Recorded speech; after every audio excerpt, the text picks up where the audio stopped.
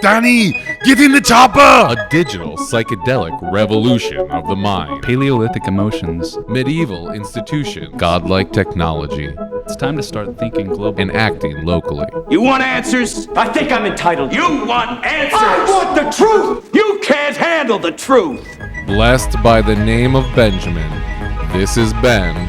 And Ben. Riding the AI wave.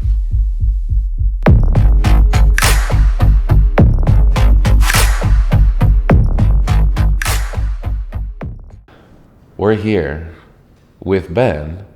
And Ben. The AI wave. The wave. The AI wave.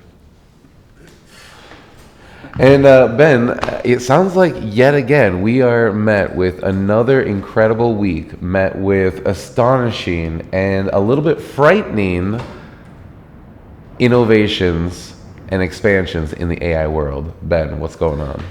I think that's a really good way to put it. There are a lot of places that are expanding and a lot of places that are contracting, a lot of jobs being created, a lot of jobs being eliminated. Right now in the AI field?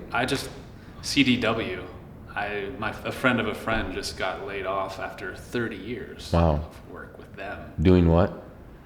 Well, he's an executive. Last thing he was doing was an executive, but I'm not sure what he started off as. But in the software engineering, the coding. It's the software world. Yes.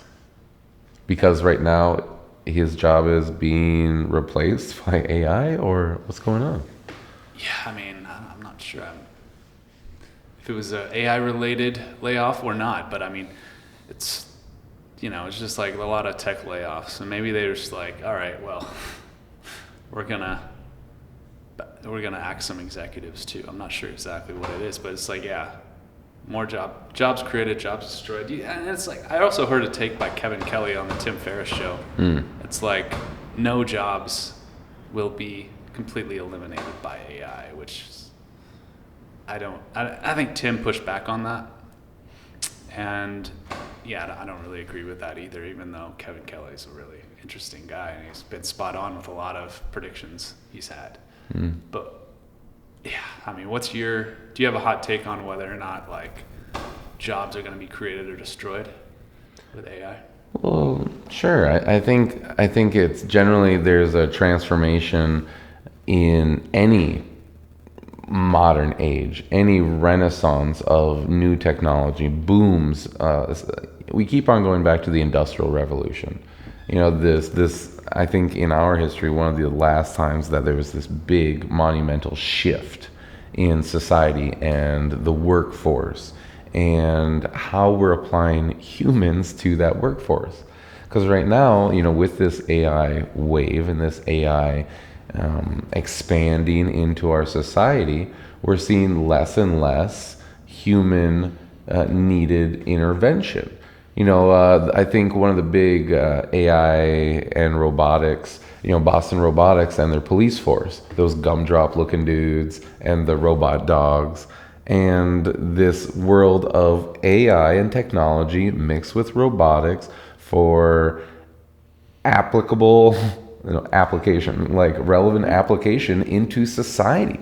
This is being woven right now into our cities, into our realm of reality of, hey, guess what? You should expect that there's this gumdrop looking robot cruising down the road recording you. And guess what? Now it has the facial recognition, and that now has the public database or the police database of where you live, where I can send this ticket to. Now we're on the FedNow and the digital currency, just right in there. Okay, now it's immediately deducted from your account. Thank you very much. There was no letter. There was no you having a choice if you're going to pay the bill or if you're going to object to the ticket. No, it's just there was this gumdrop looking robot on the road and he caught you doing this crime. That's illegal. This is the fine for that crime, automatically deducted from your account. Well, it reminds me of the auto lights already. Like whether it takes a picture of your license plate if you go through a red light. Boy, there'd be a lot of tickets in Hawaii, by the way. Like everybody runs through a red light here. It's a thing. when it makes sense. I mean, clearly, if you're in the middle of the night and for some reason it's a red light, I mean, why would you wait? And that's just the thing. There's human reasoning, versus technology, and this is the rule, this is the law, and if you step outside of that, you are penalized. It's turning us into robots, essentially. We must follow this law. Ben, that is incorrect. We must follow that law. Yeah, it's the law. Sometimes it does make sense for the law to be very broken. And you gotta make judgment calls. Sometimes, even if it is technically wrong, and you shouldn't get, running a red light is a pretty good example of that. You are breaking the law or going, a certain amount above the speed limit. Well, if the guy behind you is riding you, maybe it makes sense to go above the speed limit. I don't want to be causing this guy to be late for whatever he's doing. And I'm sure that'll be, worked in. If you'd like to contest this ruling, then you can go through this long and arduous task of fighting, our ruling on this. But it'll be on your dime, your time, your effort. And in this day and age, who has all that time and effort? Maybe we could get AI to battle you. There have been... Having my home AI battle the city AI. AI versus AI. I think that already has been... people are already doing that as a technology. It's battling parking tickets with AI. Just submitting an appeal with AI-generated contracts. Mm-hmm. And that can be a whole service, and that would actually be a job created.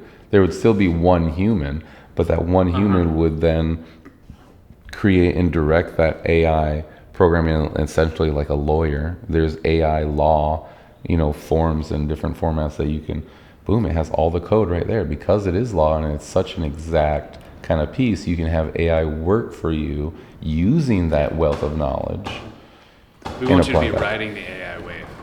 Not in the undertow of the AI wave, getting laid off, getting taken advantage of by AI, getting exploited by AI. We want you to be surfing on that beautiful wave. That's right. And I think, that's our metaphor. That's the metaphor we're going with this show. Is riding the AI wave. Yeah, it is the AI wave.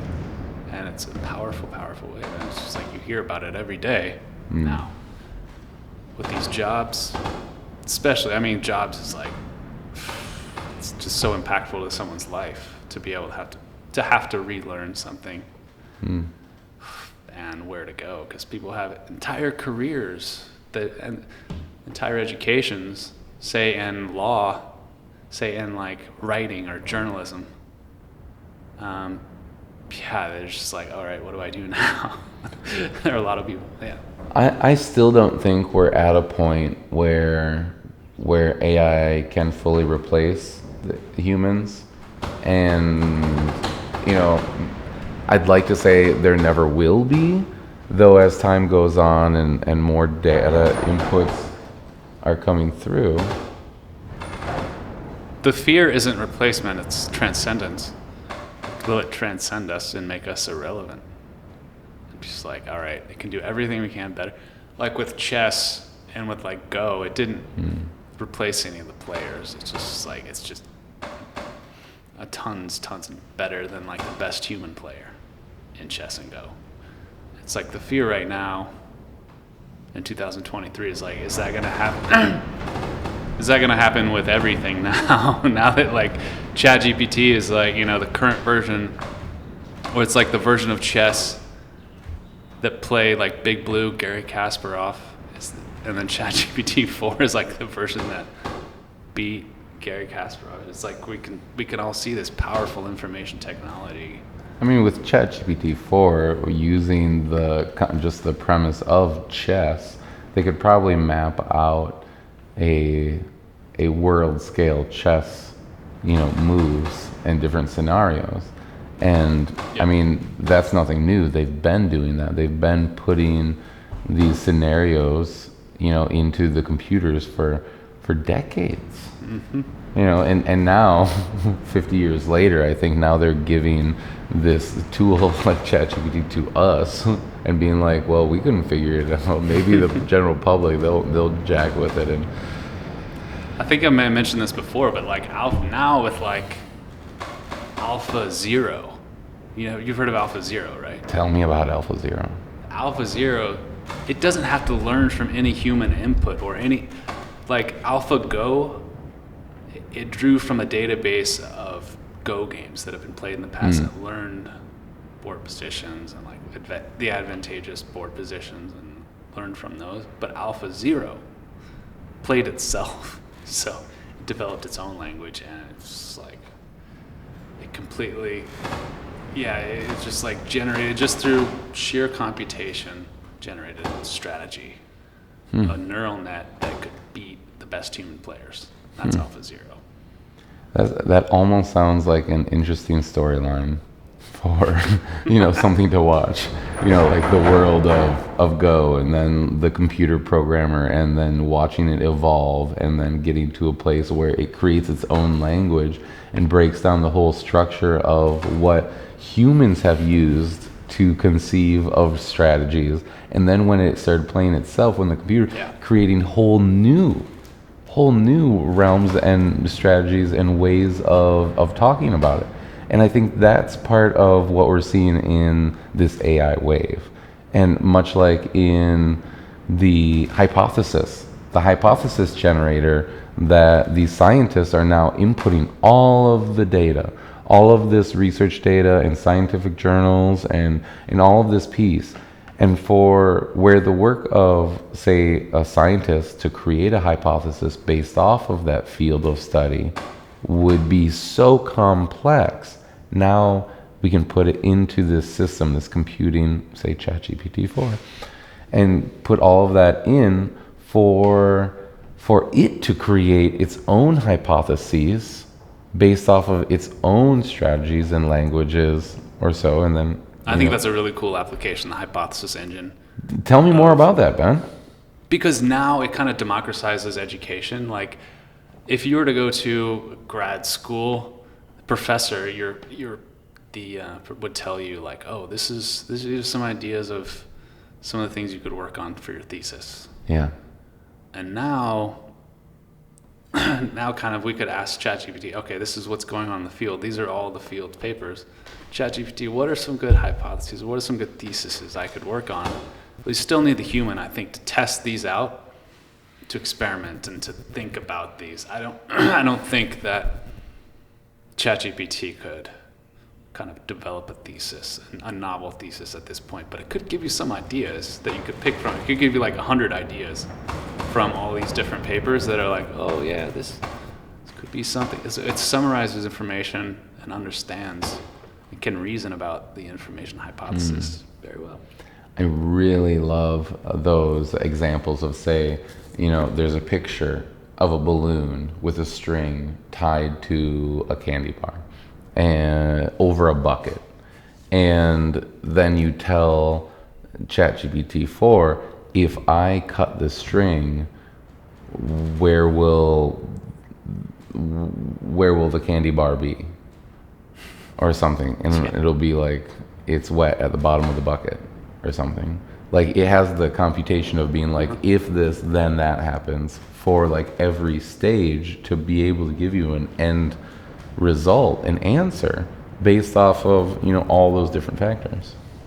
It sounds like they're really, in ChatGPT-4, they're really kind of expanding on the reasoning part of it, of the algorithm. And like, it's not only just predictive of the next word anymore. It's just really kind of building off of this multi-dimensional intelligence, which is crazy to think about.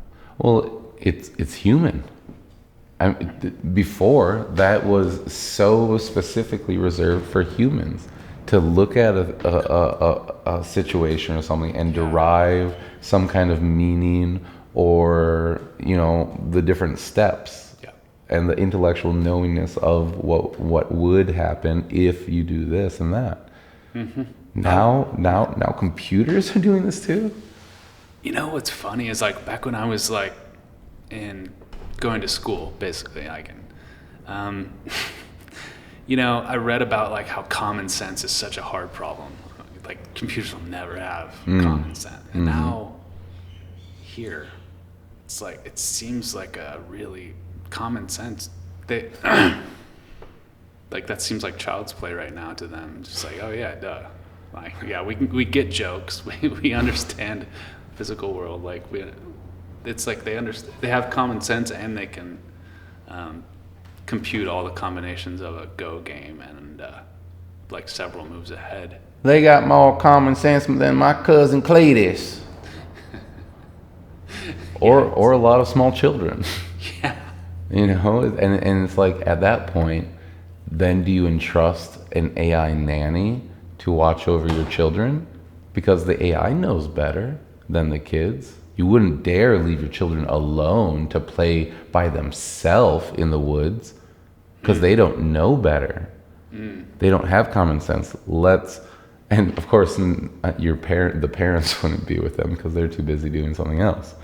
But the AI nanny, the nanny can at least help keep them safe and be like, oh no, that's a bee's nest. You don't want to go poke that. What about that? Well, if there were a robot that could protect your kids, play with your kids, would you go for that? Like a childcare? Is that a killer app? It frightens me in the aspect that is such a need for parents in this society that we have cultivated right now, in this nuclear family, separated. You know, people only now just say it as a passing phrase. It takes a village. It takes a village to raise a child. Where's our village? Our village has completely gone. And now with AI, actually, it's getting even further away. Hey Ben, which AI raised you? Which AI did you go to school to? DuckTales and Tailspin and Darkwing Duck and Power Rangers and Indiana Jones and James Bond. I remember Those were Animaniacs too. Yeah, that was my programming. That was my, the TV. You go to school and you get whatever kind of education they're giving you. And you get the real education of human interaction with the other children. And that's probably one of the most real things that the kids are getting.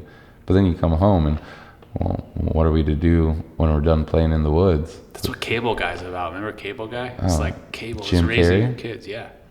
Like so many kids today were raised off video games and cable. Yeah. It's just like, I think that's what that movie was about. And like, what if today's generation is raised in a different way, and like the new cable is this AI parenting. This it's just intervention. watching out for you. It's watching out for you. But like parents will be able to design the AI. They'll decide what kind of education. Is it going to be a religious education? Is it going to be, what kind of content are we going to feed your kid? And then each kid will go to this bespoke school and have this bespoke little pseudo parent for their kids. Just especially cooking and cleaning. Most of parenting is either driving your kids places or making them food, cleaning up that food, dishes, laundry, cleaning up the house, and driving them places.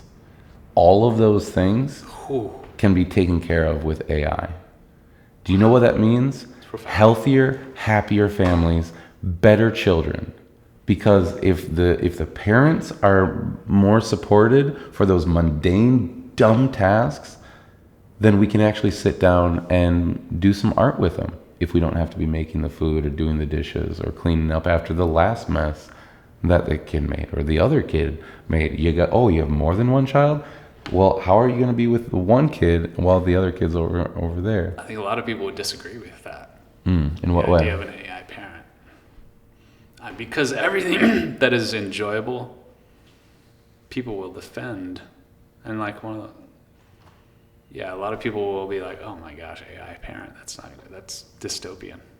Well, we won't say full-on parent, but maybe nanny, right? Because you still have a parent, and your parent should be there.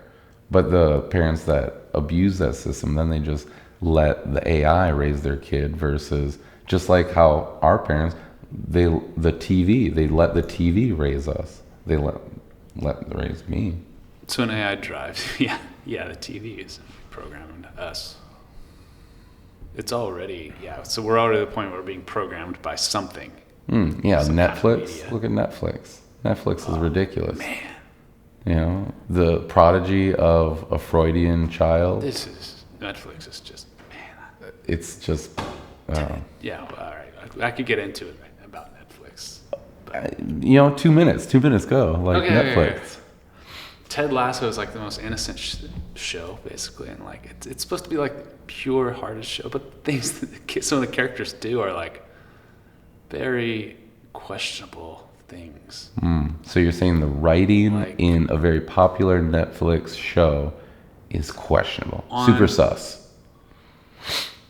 Well, it just seems like when I was in Europe, and my experience with Europe is like, all right, there's not as many.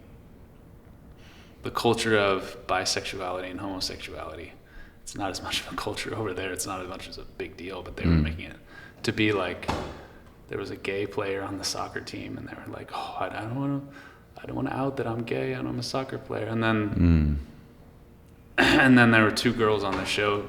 One of the girls that was dating a guy started dating a girl right after that, and it's just like, okay. Now she just changed to be a bisexual character instead of like, you know, hetero. And they're writing into that show not only the circumstances, but how those main characters are feeling and thinking about those scenarios. And that is then shaping the way the viewer thinks and feels about those scenarios. Oh gosh, yes. I mean, it's basically a show designed for kids and like teens and all that too. And I could see easily, like teens easily being influenced by like, oh well, she does this upstanding main character does this. It's completely normal to start dating other girls, which a lot of other girls do now. But yeah, it just seems like it's leading. Morally, it's kind of very, very questionable, but it's at the same time, it's such a cute show. It's an innocent little show. And I like it for a lot of reasons, but my gosh.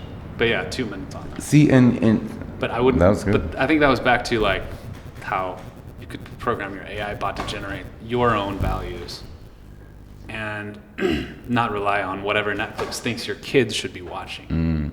well, see, then they're talking like you can create whatever kind of show you want. Like, what am I feeling? Oh, I want to watch that Sherlock Holmes in the future with whatever celebrity and myself with these values, and then boom, there's a show. Now you're watching yourself in the movie with your favorite celebrity in this amazing scenario, and like just prompt of what kind of movie you want to be in. I think that's what you're doing anyway, aren't you? Projecting yourself I mean, to these main characters. Anyway. wow, yeah. And now you're really going to be the main character. Because now you're not only just watching that character and being like, oh, that's a lot of violence. Like, you think parents had a problem with their kids watching violence? What are the parents going to be feeling about watching their kid up on screen chopping off the heads of boom and shooting or having sex with or like the romantic, you know, scene of the piece? You know, it's like now they're actually watching their kid like living the violence and the sex and the violence and the rock and roll. It's like the shared experience is somewhat lost if you're watching you. You know, you shouldn't be larger than life. You're just you. Like these are, you normally have like huge stars be on screen because they're photographable and they have big personalities. And like at the same time, I think we're experiencing that too. We're losing out on that shared experience if we're all experiencing custom content for ourselves. Or are we? The shared experience, that's a really good point. It's like we can, may the 4th be with you, good sir. Like maybe if everybody had like their own custom thing, like we wouldn't be sharing these other ideas like the 4th. Right, like all like Obi-Wan is having those like core kind of relatability. You know, like kids of the 80s, kids of the 90s. There's all those pieces that you had to connect onto. And then later in life, when you're in your 30s, you talk about, oh, you know, the things that you grew up with. You know, there's a bonding connection. And I think as humans, we seek connection with others. Wrong with this generation, Ben. Connection, right? Yeah, and because we're seeing more and they're more in their own little division. filter bubbles. There we go. Because they're just being supported with whatever they believe and whatever that, like, because if they step outside of that, then they're demonized and cancel culture. It's not a safe space. It's not a safe space anymore. It's not a safe space because you say something outside of, if you become an other, you say something outside of just whatever is the kind of piece that, you're going to be attacked. And it's not safe to have an opinion outside of what's already being told. Oh, no. Oh, no. So I guess we're already dealing with that.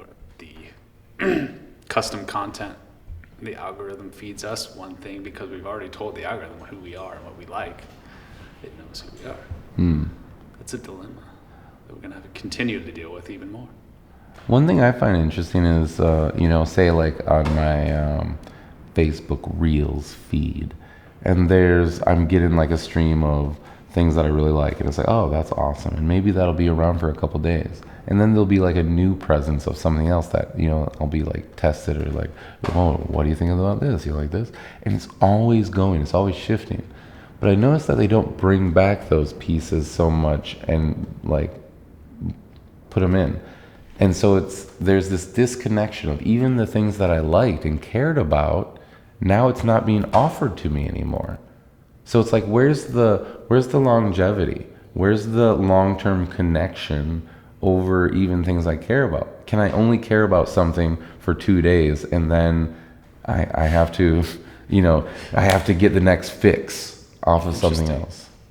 It's modeled you and probably like the general person about like 2 days is the maximum time that you care about something. It's just like, yeah, but we have to be more.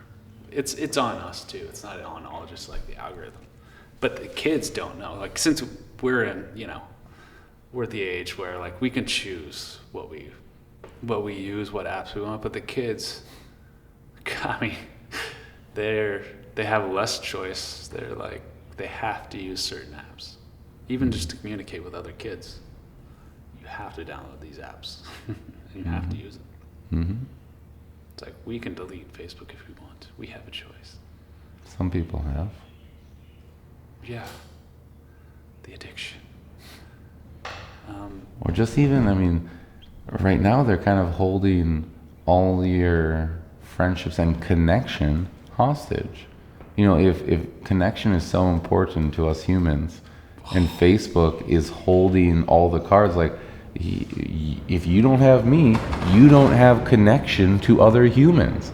So you can disconnect, and good luck, try it on your own. But ever since, for the last 20 years, I've been giving you this connection. And these are all your friends. That's so... Yeah, you hit upon something so insightful. Yeah, what was that? No, I mean, that's like...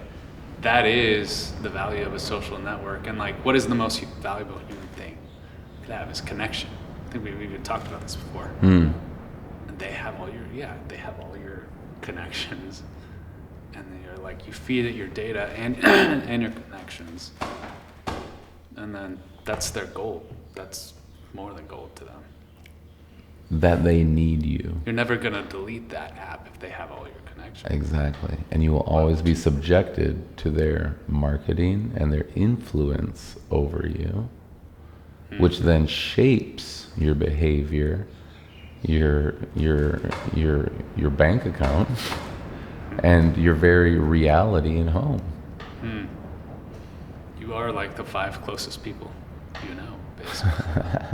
That's a Tim Ferrissism.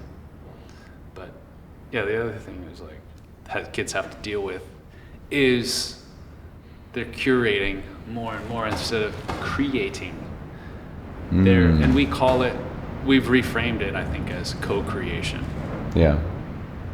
And it's just different. Co-creation with who or with what, Ben? With it, was essentially AI. You know, a lot of people are, and you could kind of relate it to what a DJ is and what a musical, someone who plays like a guitar itself. You are closer to the source of creation if you're playing the guitar instead of if you're playing a song in which someone is playing a guitar.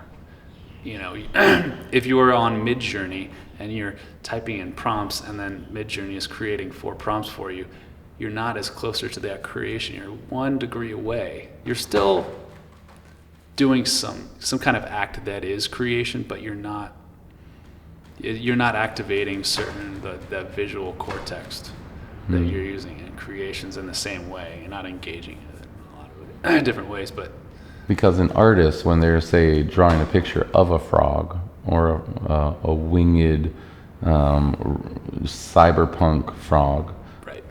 you know, and you type that, like, when I say that, a winged cyberpunk frog, you know, that activates an imagination inside your head. You can see a winged cyberpunk frog. And then the artist then drawing that out and being able to translate your inner thought and imagination to a physical creation. That is an artist. That is one definition of an artist that I will provide. No, and I'm glad that you touched upon that 1 degree away. Because, say, in Midjourney, you're not actually drawing out the winged cyberpunk frog. You're saying winged cyberpunk frog, and you're given 4 choices. And then you pick one. And then you can get a little bit more specific with that one and redefine that. Can you redefine that even? Or is it just that's the picture that you've now created? You can do a certain amount of things with it. You can, like, with Dolly, you can change the area and be like, oh, I want this area. Instead of a frog, I want it to be a tiger. Or, like, define the area you want to put. But yeah, you're essentially remixing it, and it's a new kind of creativity. That it's more efficient and you can get out some cool looking images much faster, and that's why it's catching on the way it is. It's incredible. You know, it's gonna lose that thing, like what we were talking about with, like, before with Google Maps is like, all right, we don't have to have, like, that spatial sense anymore. No, like knowing where things are. We just type it into Google Maps and follow the blue line. Yeah. And, like, you know, autocomplete as well. Like, we don't have to know how to spell anymore. Well, I don't know how to spell anything, man. Oh man, right? Like, Learning how to try to spell recommend for you. I don't know. Recommend? RECC. Omen? Yeah, it sounds right. Amen? Amen? Almond? Is it 2 C's, Mend? 2 M's? MMENT? Mend? Something like that. Yeah. But that's where autocorrect and spelling, that AI, comes right in and says, no, I've got you, Ben. Don't worry. I'll correct that one little letter that you got wrong, and I'll make you still seem competent. It's like, and we're just moving along. Our, like, little human minds are moving along, not worrying about all the stuff that we learned. Like spelling, we had a spelling bee. Is that important now? Yeah, right. Like Does that spelling mean bee? right? Is that just like archaic knowledge? Spelling test every week, right? Yeah. Oh my God. Every week. You'd learn the words all week, and then on Friday you'd have the spelling test. And that was like a big deal of school. Yes. Spelling. Didn't use that very much. Right in your face. It was a hard, inconvenient thing to do. Computers did that for us, but that's everything now. I mean, though, it is really irritating when I don't know how to spell a word so badly, or I'm so far off that it won't even give me a recommendation. So there is something to be said for that. What's an example of that? Well, but then, Well, I mean, give there's, me an example of that. Or like, all right. I don't know, quandary. Oh, okay. Q-U-A-D. Yeah, that's not Yeah, what no. I said. D-R-Y. Q-U-A-N. There was a word the other day, and it was not working out for me, and I could not figure out how to get the right spelling of this. And I would spell it out, and it was like, well, it sounds it out, but that's not right. That's what kids should learn in their little spelling bees. How to get close enough. tomorrow's future. Close enough. Like, just AI has to understand what you mean. Like, that's the spelling. See, and that's a really good like a reel. Like if we can just make 20 seconds on education of the future. Close enough. Is it what we really need for AI intervention? Education. What do we do now? Close enough. Close. You know, something like that. Yeah. Little, Just in time. just enough.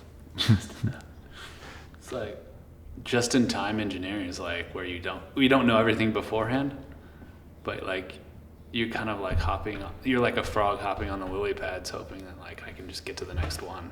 I can learn enough, and so hopefully I can get to the next one. Like right now with ChatGPT, it's easy. It's like just in time. Like you don't, like I maybe can do this, and then when I get there, I can just ask ChatGPT how to do this, and that's what I've been doing. That's how I'm changing the way I'm engineering, where it's like I can just be close enough. To get to that next spot, to be able to describe to the technology where you want it to go. And I know, even if I don't know how to do it, I can just easily ask ChatGPT. I don't think it's going to be as disrupting as it, at least not from my experience, but it's a great programming tool.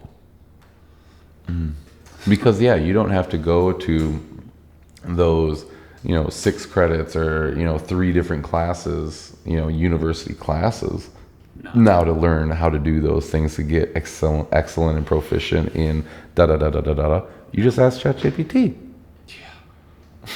Yeah. And it's like, you just ask ChatGPT. This is part of everything now. But I think too, you need to cultivate the imagination and the critical thinking in humans to be able to access and utilize ChatGPT to your own creations and not just the creations of AI.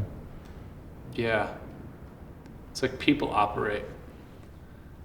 Some of the most successful people are people who don't even have like college degrees or high school degrees, and they're doing really well in the world. I have some successful friends who are like that. Like uneducated, but they just have a feel for that, and it's like they don't. It's like dyslexic people have somehow figured out how to get along in the world. I think that's where we're at. Like we'll figure out a way to survive this. Yeah. But will less people need? I keep on hearing this depopulation, agenda, right?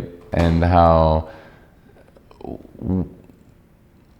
With the world that is being thrown upon us, it seems like so many different ways. I mean, I just walk into a grocery store and I feel like everything's trying to poison me. I look, Grocery store. Any of them, anything that's processed. What about a gas station? I mean, yeah, everything in a gas station is trash, except for that one banana at the cash register, and even that, like, where'd that come from?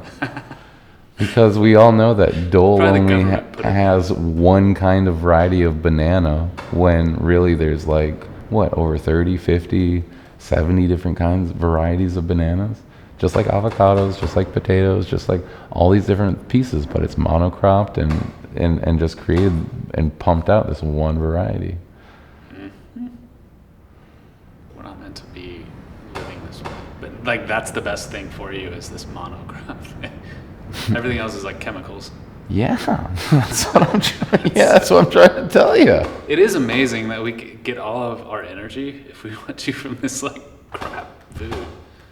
We're not gonna feel that good, but it's like, man, this is what I'm really. My whole body, the machine of my body runs on these like granola bars that are pretty sugary. It's like it could theoretically. For what result? For what kind of bodies and vibration of that body are you creating? And what can that body achieve, in that state? And essentially it just continues the world that we're provided for continue to nurture the agenda of those that would control us. All the things that we are agreeing to participate in and indulge in and eat and drink and watch and put in our body in one way or another, the things that are being provided for that are essentially continuing the slavery of your consciousness and eternal lockdown. It's like, yeah, we sound like old men ranting on this now, don't we? But it's like, it's true. It's like, nobody questions anymore. Nobody, and like when they should more than ever now. Oh man. Kids don't know any better. How are the kids supposed to question when they don't even know any better? Then you have the adults just trying to survive. They don't question because maybe they'll get in trouble for it. But I think it's just a lack of awareness, culture now. Well, you hit on a nice little piece in there for a second. The fear. Fear. The parents are fearful to step outside of that because so many are living paycheck to paycheck. Check to check to check, just to pay the rent, just to pay the bills. And if they step out of line just a little bit and get fired, not only are they screwed, but their family's screwed. Now they're out on the streets. Now they're like the worst. Yeah, politically. Well, we don't have any paychecks to go paycheck to paycheck at this point. Yeah, right. No, so join our Patreon. No, I mean, it's our paycheck. Where we look more closely into the camera and speak sweet nothings into a raspy wonder of melodic harmonies. I like that. I guess we could have had your amazing, what is it called? The Flow GPT? 11 Labs? No, your app. Oh.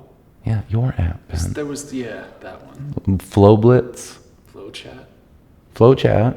Yep. That was one of the names. But then the rap one, the like kind of the creative Freestyle GPT? There it is. Freestyle GPT.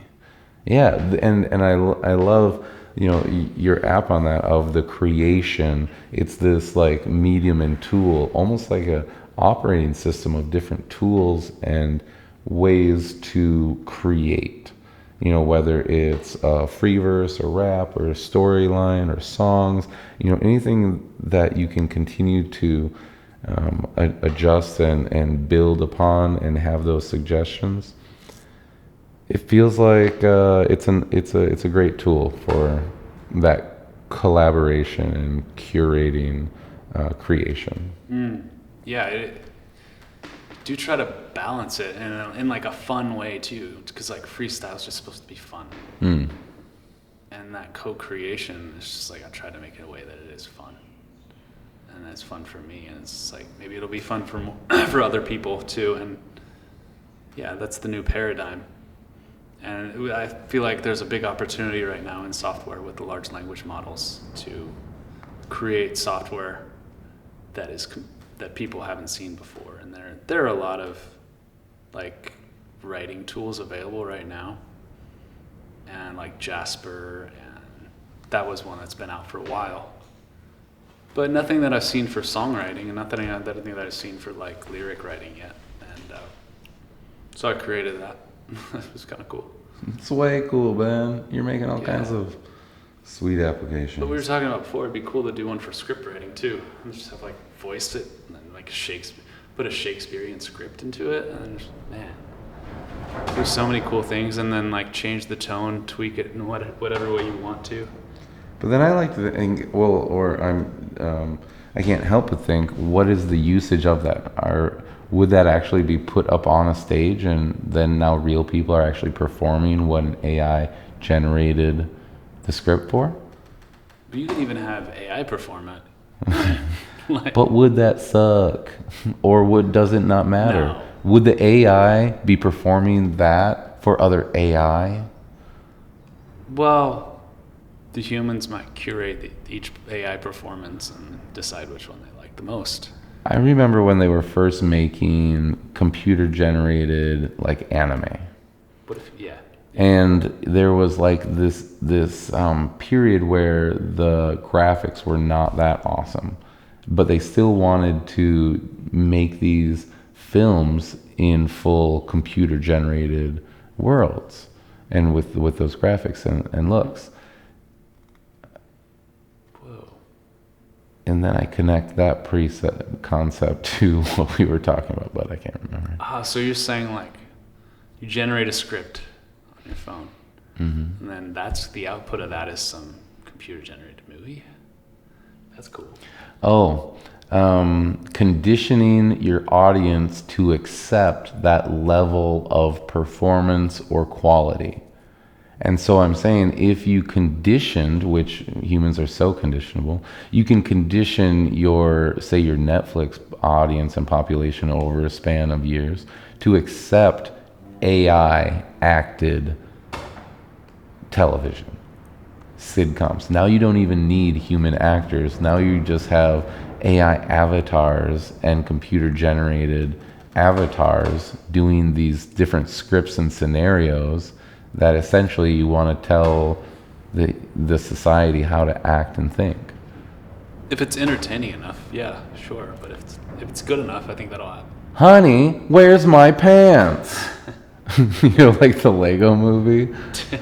It's like, what is entertaining?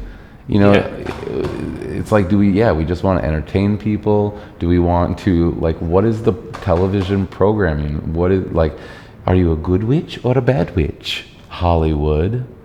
the holly and the wands and the kind. But essentially, it's like you can use this power for good or evil. The wave can either crash over you and smash you up against the coral, or you can ride on top of it like a boss and use it for good. That's what we want to visualize, that AI wave. And so for, like, say, social change, what are these ways that AI can step up and help and provide and support our humans and our families and our relationships and our ways of strengthening our connection with each other? Because it is so powerful. It's not like AI is going away. There's going to be, and this is not the only AI wave, there's going to be wave after wave of AI. Every week, just like our podcast. We're going to have to be little surfers, Ben.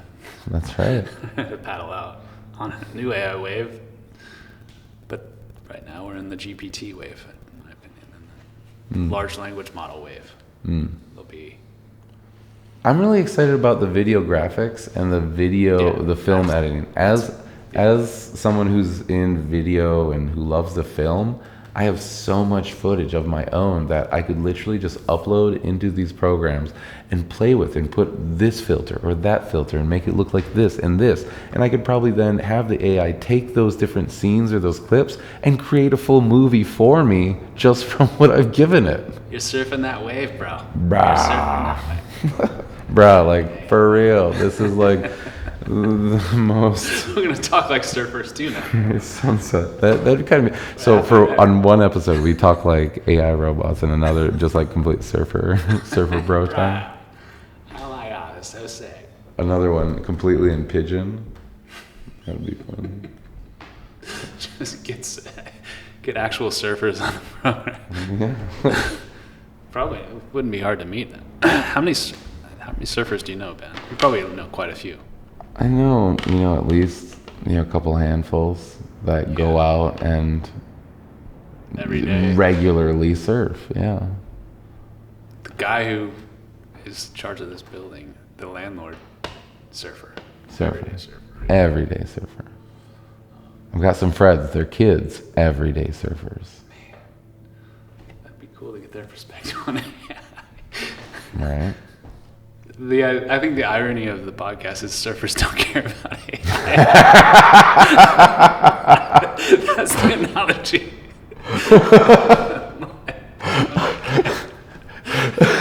It would just be funny.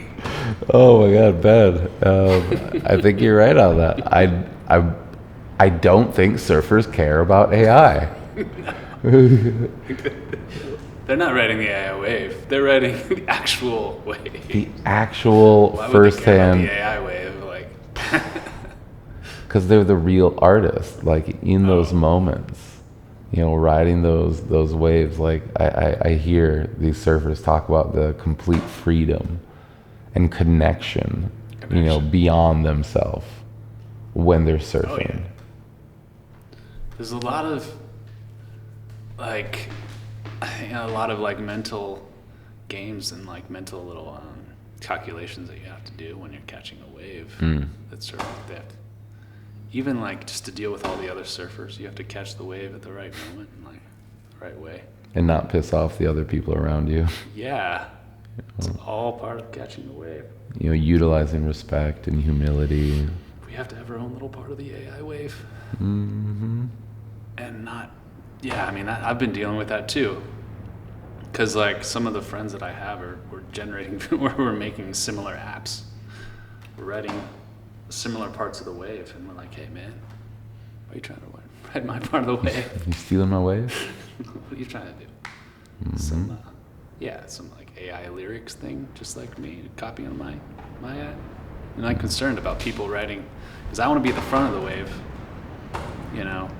so I can just cut through all those other people and be the first person on that wave.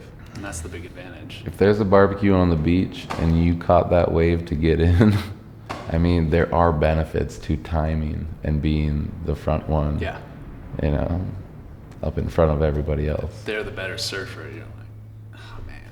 Yeah, you're insecure about your own. If you're the front one, that other people might overtake you. Well, maybe it's just your turn. Whether you're better or not as skilled as that other awesome surfer, it's your turn in the lineup, so it's your turn to take the stage, and so step up and ride that wave. Yeah. And I think everybody can do that in their own way. It's a crowded wave. Mm-hmm. Ho'okipa, probably right now. Imagine how crowded I mean, the tourists line up on those cliffs right there watching the surfers, the wind surfers, the kite surfers. Oh, yeah. Man, everything's surfing, just riding the waves, riding the wind, riding this visceral nature of life, living. For me, living as a Midwestern guy, playing games. I like playing basketball. Pretty basic guy. Basketball or like soccer on the beach. Volleyball, somewhat. Volleyball, but. I really like playing card games with my grandma, my cousins. Really? Yeah. Wow. It was, right around that square table in her living room with the smell of the roast, like just in the background or something. And we're playing euchre. We're playing like 500. We're playing rummy. We're playing hearts. We're playing, King's Corner, golf. Golf. All the different games you can play with these 52 cards. That's why people think that we have 52 states. Not because of the lower 48 and we have 50 states, everybody. Okay, just to confirm, we have 50 states, but there's 52 cards. And because they're those are big numbers for, how many cards are there in a deck? Oh, how many states? You think those just get flopped Maybe around? they got merged. 50 was merged into 52. Where are you getting this idea from? It's The general knowledge that some people believe that we have 52 states. I don't know anybody. I'm not asking people how many states they think there are. Well, you're missing out. Who I spend my believes this? time walking the streets and asking people how many states we have. You see one video of someone saying there's 52 states on YouTube. This survey, I surveyed 10 people. Okay. And how Survey says. survey says. Steve Harvey. Yeah, I wonder what would be the second, because you'd think 90% of people would get 50, and then what's the second most answer that people? What's the number one wrong answer? 52. The three answers are 48, 50, or 52. But really, it's 50 or 52. And really, after that, then it's just 50. If we're up to Hawaii, it would be 49. No, Hawaii's still in the... Oh, right, if it were up to, right? Yeah. That's why they can't let go of Hawaii, because... 50's a nice round number. Right. I mean, what would we do? Nobody can leave, and we don't need any more. 50. Good. No. Because, if Hawaii left, you would have to make Puerto Rico or... A full state. Yeah. They should make 2 more of the provinces or territories, yeah, just full-on Samoa. states, so we can Maybe actually Samoa. have 52 states. Samoa and Puerto Rico. They seem like American already, don't they? No, they're very tropical, and they're Polynesian, and they're in no way American. Sounds similar. Sounds In no something way. similar. In no way. Other than, I mean, it's like America being in Hawaii and Samoa and all over the place. That almost feels like the one world kind of order and agenda. Right. Back London and England, and that conquest that almost manifests destiny, but on a whole world scale. They were hitting India and Indonesia and Philippines. They were just cruising on everybody, being like, "What up? This is your queen, king, queen." If you're an island though, and like, what can you really do? You're like, no. You're kind of helpless unless you have somebody who's supporting you. Like Portugal, they're surrounded on all sides by Spain. And like, how do you even like maintain being a country? Well, it's because they were like allies with England, and they were just like, yeah, they were allies with a bigger dog in the fight. But I don't think Portugal could have stood up to Spain without being allied with England. No chance. Maybe an island needs that. An island needs to be allied to somebody who's just bigger and like relevant. That's a threat. That, hey, if you mess with them, then you got to go deal with Big Brother. Yeah. It's kind of a necessary evil. Having a big brother.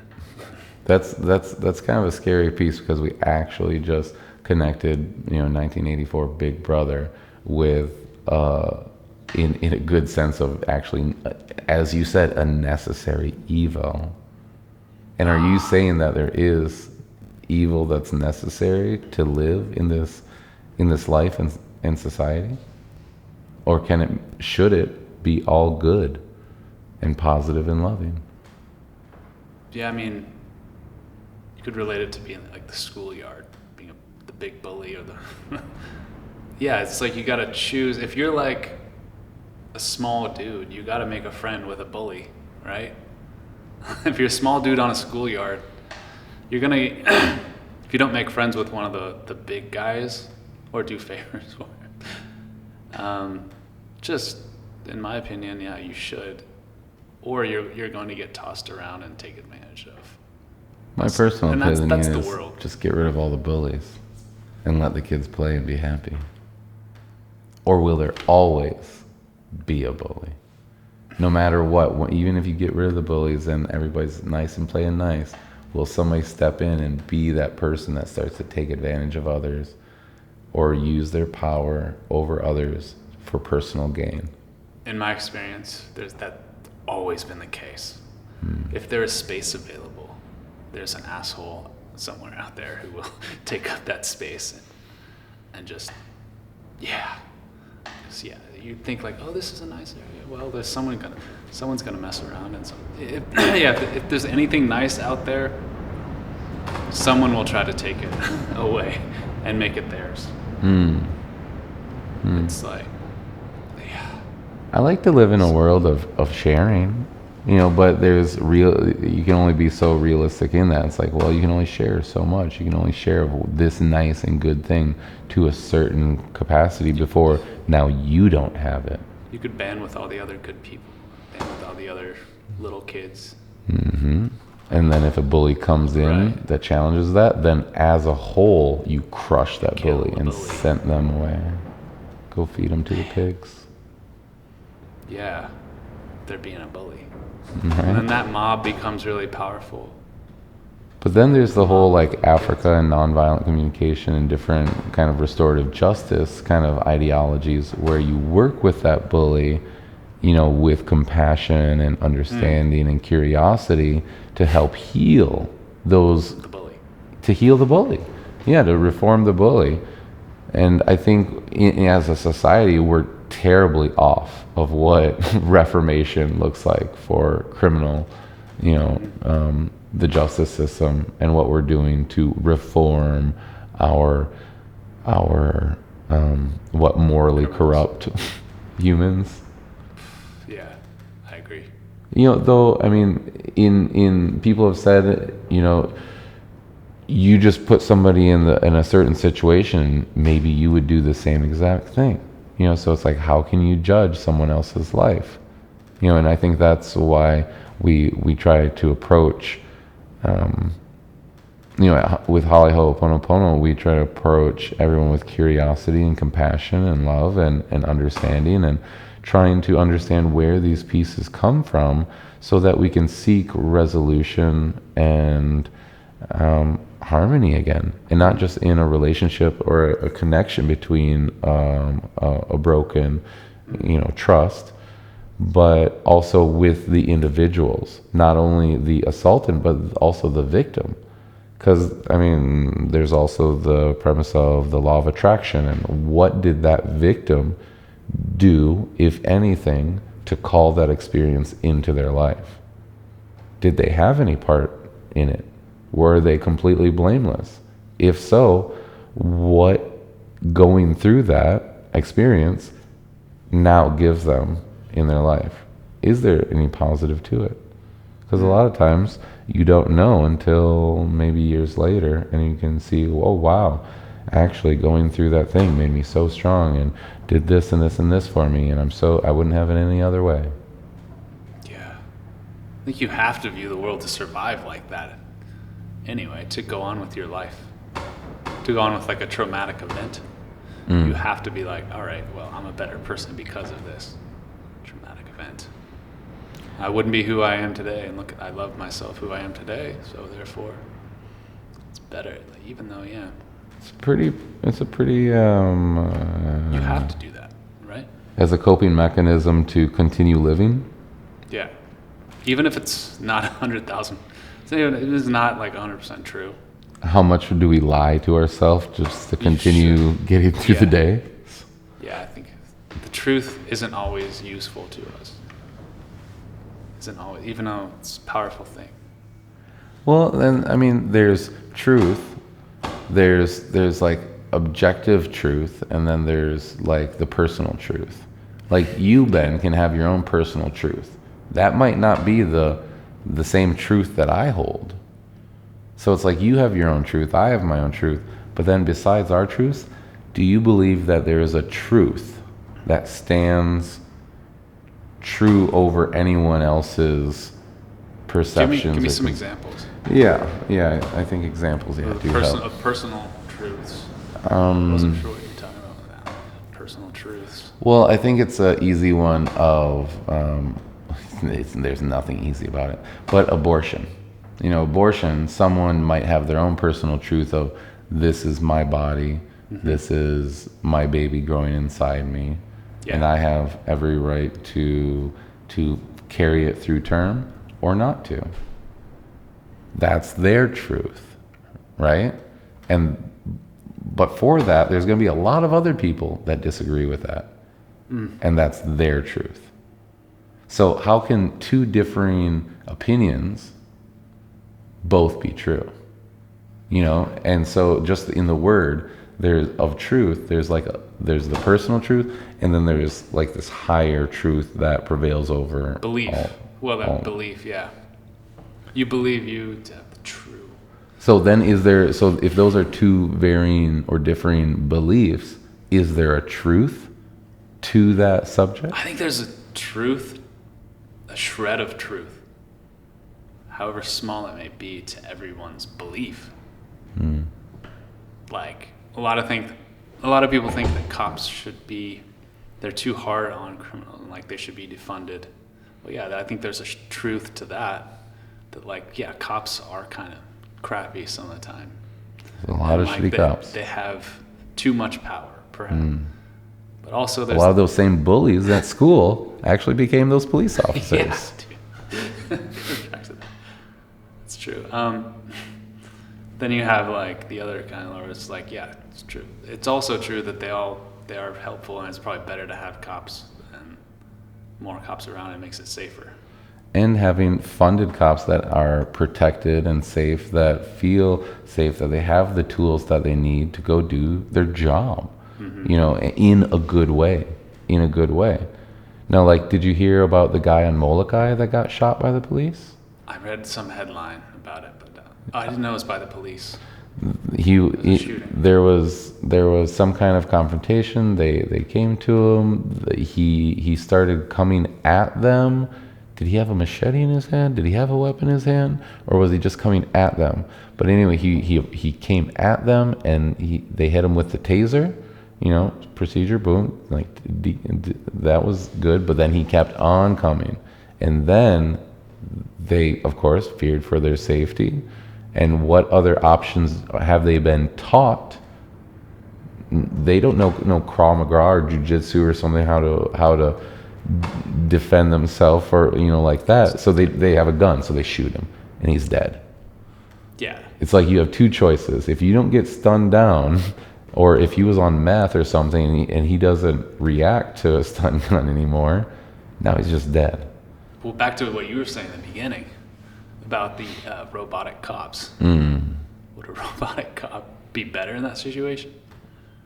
It's like, all right, could it stop this guy without killing him? Right. Could it have approached him and with its robot arm disarmed? Because the reason why the cop is shooting him is because, like, the cops, as you said, it's like fearing for his own danger. Yeah. It's like robot doesn't need to do that. It's already not going to die. It doesn't have a life. So it can just buy another approach him and disarm him. So it's more effective. So we could, like, replace cops with robo-cops. Well, see, and then it's coming to the place. I mean, you put all the different news stories together, and you can create an agenda. Did you hear about Indiana? They have now passed a law in Indiana that if a police officer is breaking the law or is abusing their power, that you have every right to shoot that police officer. Oh, wow. That's crazy. If a cop comes in your house without a search warrant, you can shoot him dead. If a police officer is, like, in some pretty clear examples of abusing their power or breaking the law, you can shoot a police officer dead. Do you think there's a lot of police officers that now feel more comfortable or less comfortable going out into the service and would back a robotic animal or dog, a robotic police officer to go in? What do we call this robotic? You have, like, a K9 unit, and then you have a gumdrop. a robotic unit. It'll be like a unit that tell what to do. Like, oh, go ahead and check on things. It can completely map out the environment and map out the threats in the environment and be like, all right, well, this person has a specific type of gun. They have 7 bullets left. We're gonna go get it. No, Yeah, right. you could really get a lot of information from the environment as a robot. Even a drone. Drone can go in there, fly around as a unit. You get a drone unit. Yeah, the little dragonfly drones. I think they're already doing that. Yeah. Do they have that? Dragonfly? Well, the military does. I don't know if the police force has it yet.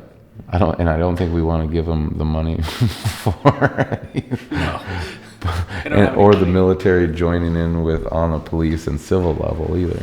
Drones can go up to 100 miles per hour, and they don't have to deal with the traffic anyway. But this is the point, and at least with the police, do we need to continue to fund the police to be more like military, or can we, like, use more social services for a lot of the things that the police are doing, and can we use robotics and AI interventions and tools for these other pieces, and use this, police force for what? When do we need that police force over the other ones? And when do we need that next level of, like, SWAT?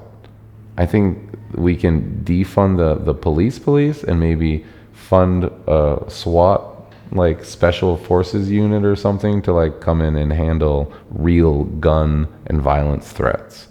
But, like, domestic abuse, that's like social worker stuff. That's mental illness stuff. That's family stresses, and somebody can't take it one more day.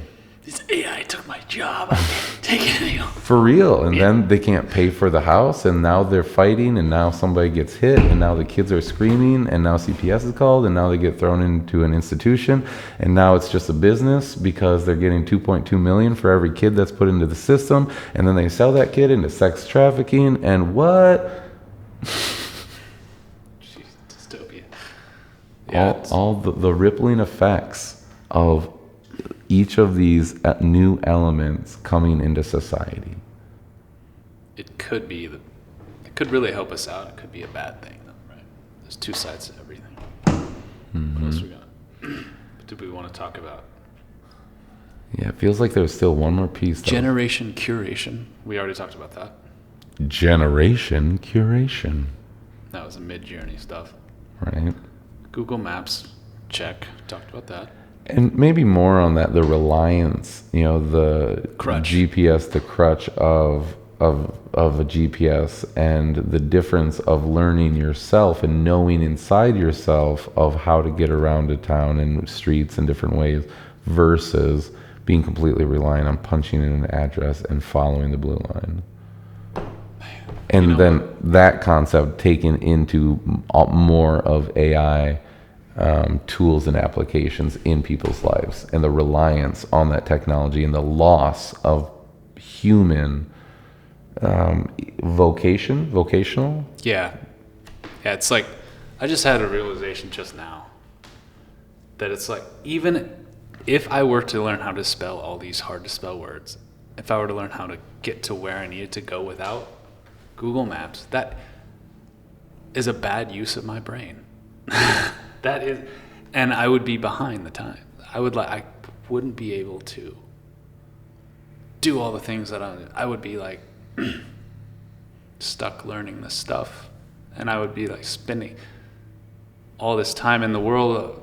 The AI, is moving ahead. The technology is moving ahead, and I'm still trying to figure out stuff without technology, and we don't want to be that, For what purpose? Even though we were taught all these things when we were kids. All this important stuff, like it would actually hurt us to learn how to spell now. It would actually hurt us to learn how to get to go places without. I think it was like it would be a waste of time. We could learn other things, and it wouldn't be a good use of your brain to do that. Do you think it is beneficial for your brain and your person to have a wide and varied vocabulary? I do, yeah. So, I think it's one of the most beneficial things. So learning new words is beneficial, but maybe not Spelling them. Exactly. I mean, if you can get both in the same run, let's get both. But there's a wonderful little, even the dictionary app. Hey, Ben, here's your word of the day. I don't know. Yeah, that's arguable, but I don't care about spelling them, but I think it's neat and beneficial to my being the most beneficial. Beneficial podcast. The beneficial, benevolent Benjamins. So it's beneficial to be able to spell. I suppose it is. But I think you could make an argument that it's hurting you. And you're falling behind, having to learn all this stuff.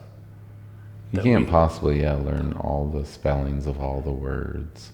And to concentrate and put your effort on that seems fairly ridiculous now in our grown and professional lives. So we were just talking about AI as a crutch. We have to use AI as a crutch. That was my realization. We have to. Wow. Really? In order for what? For what ends or what for means? In order to just keep swimming in this little metaphor we have, and in order to keep paddling out onto the AI wave. Well, I think but still for what purpose? Because there's the use of it, if you're talking for monetary gains, to be in front so that you can be the one making the money and the one having the success. Yeah. So that's still putting capitalism and money as the goal. So you're saying that you will trade your own abilities and inner powers and give those over to the AI so that you can have money. and Yeah, I success. mean, it is a capitalistic thing, I feel. But that's the world that we're living in, unfortunately, is a capitalistic world. Choosing to live in. That's the world that you are choosing to live in. But then you would say, what alternative do we have? Yeah, I think capitalism, I had another thought about capitalism is like, is that the actual technology behind, we're talking about AI alignment, and we can't even align ourselves with capitalism, within the technology of capitalism. Like, and ironically, OpenAI couldn't do that either. They started off as a non-profit, and they're like, oh yeah, we're going to go to profit technology. We're going to align ourselves with earning money. When did that happen? Like, Was that the last few months or something? well, no. Not exactly sure. They started as a nonprofit in 2018, got funded for, I think, $1 billion. Yeah. A lot. Elon funded them for $100 million, but they changed. They must have ran out of money or something. It might have been recent. I don't know. Even now, $1 billion doesn't sound like much when these hedge funds and the banks and stuff are getting, what was the number? 2.1 trillion dollars or $1.1 trillion. But it was interesting because I saw two different stories that had the same exact figure, and it was separate, but I was like, oh snap, they the same. You know, it's like, when you start talking about figures up in the trillions of dollars, there's not a lot of things that are happening where people are getting bailed out for trillions of dollars. I hope not. God. Money, money's a technology too. It's technology designed to keep people in power. It feels like it's more like chains and slavery. It's chains and slavery for some, and it's power and authority for others. Yeah. Money is the new slavery. It's the new version of, it's the new whip. I feel like. That's a dark interpretation of money, because it can be a really good thing. But if you have access to it, you can tell people what to do. It doesn't even matter if it's your money. And then maybe they get resentful and then come and do horrible things to you. So really, was that good? Resentful, or maybe you use your power, in a bad way. So it's like, how can you say it's automatically good? Look at all the rappers and basketball players and professional athletes that just got showered millions of dollars. How much money they have now? Did that fix their life? Did that make their life better? Yeah. I mean, maybe for some years, but in the long term? I think so, yeah. I don't know. Possibly, I mean. We'll take a survey. At least they had the option. Jamie? You don't think so? Or I think there's a really big percentage of that category that the money that they received ruined their lives. if you're under 25, it's probably. But if you're over, If you say, never 30, had the teachings, if you never had the education of what to do with money, how to use it responsibly, like how to treat yourself and live how you want to live, yet also plan for the future and make sure you're not, blowing your load all in one shot. So, yeah, because they do receive a lot of money at once. When they get drafted for the NFL, they just receive all that guaranteed money. Right. In one bank wire. And then how long are they in that position where they're getting that money? How many years until their body is done and broken? The average NFL career is probably 3-4 years. 3 years, yeah. 3? Look at how just consumable we're treating these humans and athletes.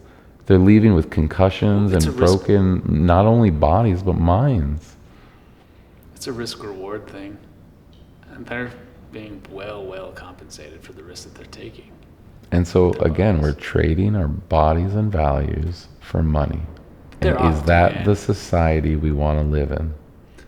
I think joining the military is like you're sacrificing far more in terms of your body and mind than playing a sport. Like, Most of the people in the military don't ever see action. yeah, but you're programmed to kill people. There we go. You're programmed in a different way, in a more intense and Yeah. controlled way. For a very controlled effort. And so, yeah, back to Netflix and our programming, sex and violence, sex and violence, sex and violence. You know, and creating workers and creating soldiers. But that was the system of the Industrial Revolution. Now we're riding the AI wave where we can replace that workforce with AI and robotics, so then we can open up the possibility for humans to be humans. Happy, thriving, expressive, connected humans. We can be that if we can imagine that. I see it. You are that, I feel like, in a lot. Triple major in the arts. I'm thriving with expression. I love expressing myself and accessing this creative imagination, you know, problem solving, of seeing the beauty in every single thing around me, of hearing this rain. Is this rain pitter pattering upon the house, shaking and whipping around? Yeah, it was the most beautiful day. What happened here? Turn my back here. More beauty. I think rain is gorgeous. Yeah, I like the sound of it. Wow. So anyway, we've been talking here on the AI wave. This has been Ben, And Ben. and we are so honored and blessed to have you with us. Thank you so much, and we'll see you next time.